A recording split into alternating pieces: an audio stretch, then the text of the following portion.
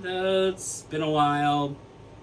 Been really busy with life and a whole bunch of other stuff, but I am back here on YouTube with a whole bunch of content planned to be coming out explaining what happened. I basically went on a trip that has been 23 years in the making, and I'll get into that when that video comes around.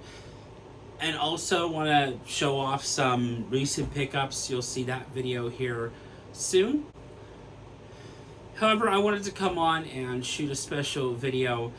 This is a contest entry, but also just want to help get the word out for this wonderful documentary that came out by the youngest members of the VC. Basically, a couple of friends of mine, along with a couple of their friends, went to St. Louis. Marican and Mike, who I talked to on the daily from the VC. Marican over at Marican's Music, and Mike from Retro Spin Vinyl.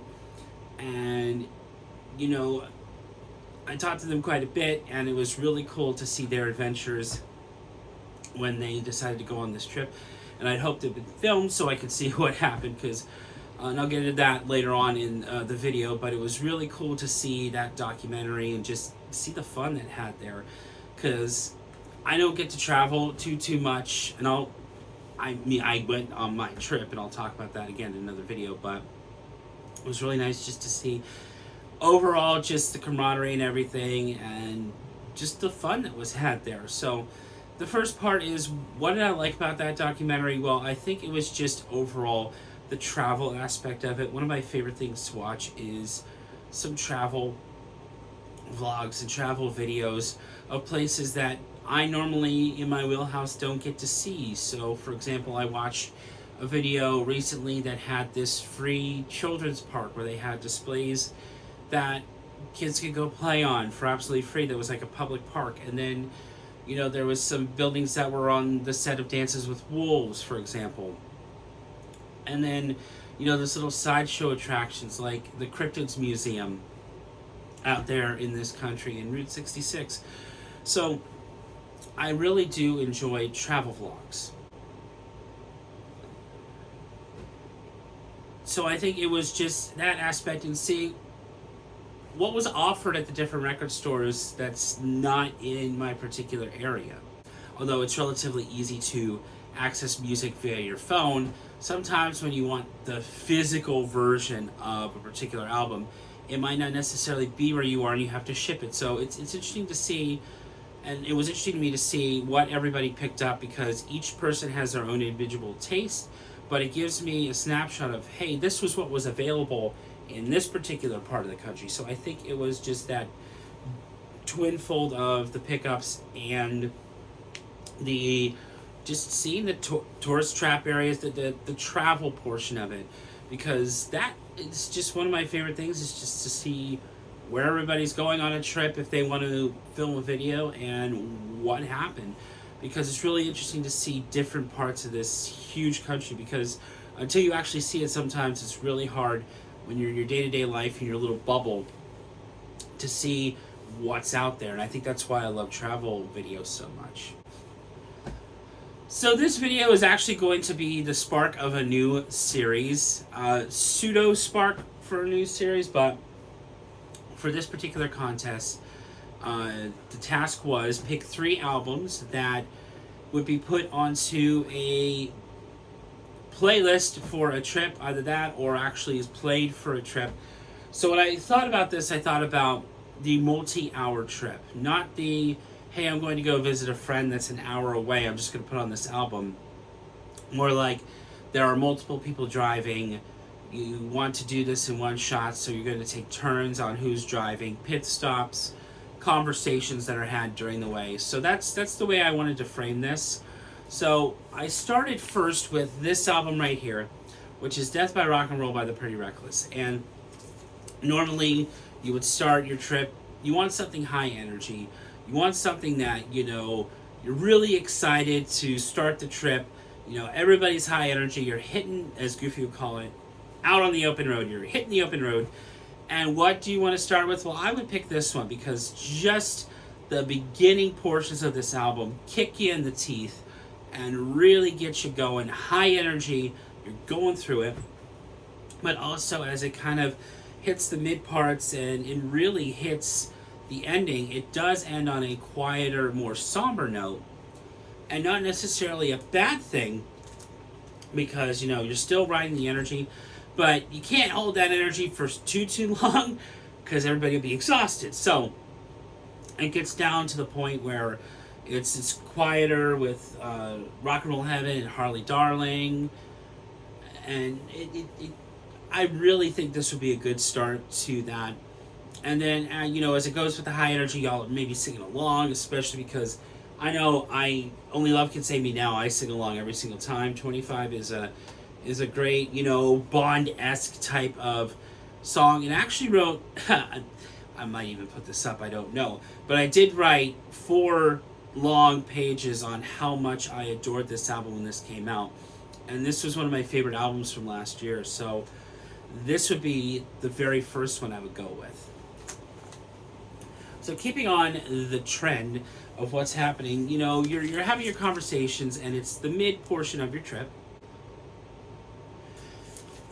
And I decided to pick an album that still had a relatively high-ish energy to me, allowed for some singing along, but maybe quietly as you're kind of rolling through the mid portion of your trip. You're having conversations, just the general vibe. Maybe someone is taking a nap while the trip is going on.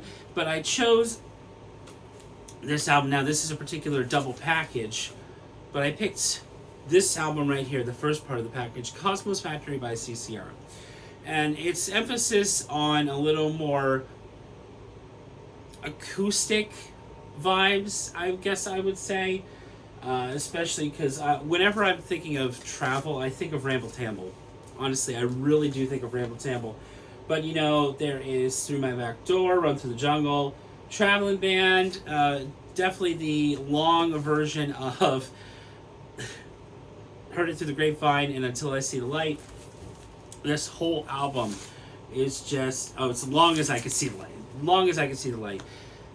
When this album comes on, I think of the mid portion of a particular travel destination, or just travel in general. I put this on sometimes in the morning when I'm traveling to work, just to vibe me out so I can, have a good day. I sometimes put that on. So that is definitely a travel. That's really travel to me. And finally, I was torn between 3 albums, and I ultimately decided on this one because of the vibe that I chose in the middle. So when I pick music to maybe work out, or if I choose music to drive to or anything, I always think of the ultimate flow through it all. One of my favorite things is to create playlists, and one thing I keep in mind is theme, but also musicality. And when the music kind of just starts flowing together, I ultimately picked this one over my other go-to travel, just because when I was really thinking through this, and I was really thinking through this, I just decided to go with this one. And this is Outlaw Gentlemen and Shady Ladies by Volbeat. Volbeat is one of my favorite rockabilly metal bands, and this just fit the vibe of the perceived trip that I had in my head. It definitely has a whole bunch of high energy songs. It starts out with Let's Shake Some Dust, kicks you in the teeth as soon as that little interlude comes in. Hangman's Body Count is high energy, I wouldn't say speeding, but it definitely has that. And then it ends on a more quieter note with Our Loved Ones, much like Death by Rock and Roll did. But I think every good album that either tells a story or keeps a vibe going would be great for travel, and it's definitely this one. And I've had friends where we've sang Lola Montez together. It's one of my favorite songs to sing along to. Doc Holliday is a good kind of not high energy, but deeper type of song that would definitely lend itself more towards the end parts of the trip when you're, as 38 Special would say in Rockin' Into the Night, I swear people were doing 80 when they saw those hotel lights. So that was my other alternative choice, but I went with this one ultimately just because of the vibe of the perceived trip that I had in my head. This would definitely be the one that I throw in there. If not, mid to end, if someone decided to pick like a more chill one, this would be definitely like getting you really excited as you're getting closer to the destination type album. The last part was told. For the last part, we're supposed to pick something that is related to St. Louis, either was recorded there or somebody was from there, and I really, really had to think about it. And as I was doing my research just to kind of see what I could go after, there was one name that popped up. One that I don't think I've talked about much on this channel, much less talked about with people in my life.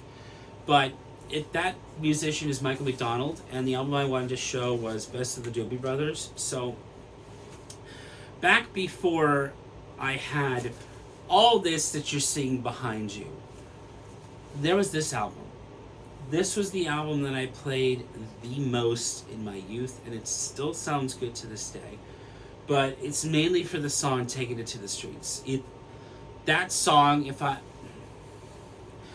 categorize my music tastes and the way I'm seen in music as the days before I got into Paramore. And Paramore is basically the gateway band that got me into loving music and where I'm at today with everything that I love about music. When I think about the pre-Paramore days, the Doobie Brothers were basically my favorite band. I literally have just this. I've been meaning to get some more. But I've also listened to some of the solo work from Michael McDonald. And as soon as I saw that name, I thought this is the perfect thing for me to show. And of course, Mr. McDonald is right here on the bottom here on the back of the album. But it just gives me the vibes. I don't know what it is. It just gives me the vibes. I apologize that it's taken me quite a bit to get back into things. I'll explain that in another video, which will absolutely not take me 3 months to get to. Trust me on that. But I'm going to leave links in the description below for everybody that was featured in that documentary, and the documentary itself, all worth your time in my opinion. So this is a shout out to everybody in that group. Go and check out all of those channels. They are great people, and it was kind of nice just to reconnect. It really got my spark back to want to film videos again and just want to see all the VC stuff again. I got on a kick of other things, and just the way life was rolling at the time, I'll be honest, I was stuck in a negative rut for a very, very long time until my trip. And that's going to be a video I went to Disney World. So as you can see, my background has gotten a little more Disney from the last time you saw it. So I will explain that in a video coming up here soon. The trip, what happened, was a really great time. It really, got me back into wanting to make content again. But shout out to everybody in that group there. I talked to Marika and Mike on the daily, pretty much almost on the daily. So it's really nice that I got to see the shenanigans that happened, and it was a lot of fun just to see everything that happened. So yeah, go check out everybody down there. Thank you so much. If you continue to watch my stuff, it means a lot to me. So yeah, I hope you have a wonderful day, evening, night, whatever time it is, whatever time of day it is that you're watching this. Thank you so much.